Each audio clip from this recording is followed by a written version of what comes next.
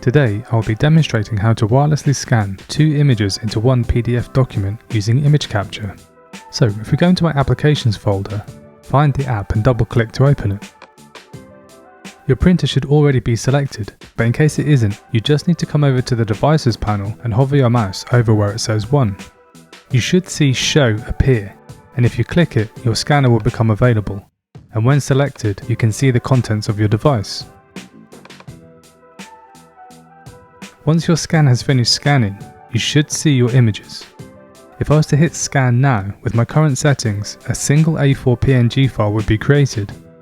So to get these two images to scan separately, without having to physically do them one at a time, we just need to check the Use Custom Size box here. These new settings will become available. If we go into the drop-down menu next to Auto Selection and select Detect Separate Items, you can see that my postcard has now been automatically selected, but my coaster hasn't. To remedy this, you would normally physically move the item closer to the middle of the scanner and hit Overview. Then it would be automatically detected. However, we can negate this by just drawing a box over the image to create a selection.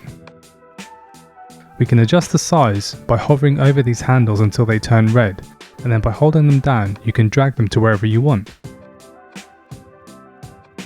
Once you're happy with this, you can fix the orientation by maneuvering this handle until the head is at the top of your image, meaning that this will represent the top of the image when scanned. Next, you need to designate where you want to save it. I'm happy with my desktop, so we'll leave that as it is, and I'm also going to leave the name as Scan.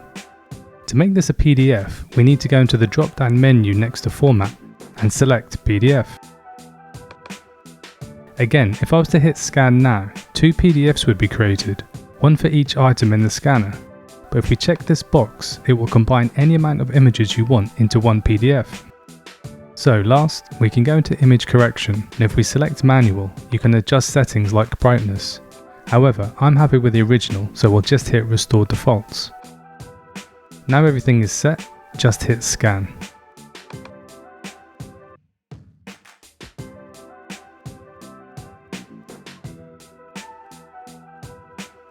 If you look on my desktop, you can see the PDF we just created, and if I double click it, it opens in Preview, containing 2 pages.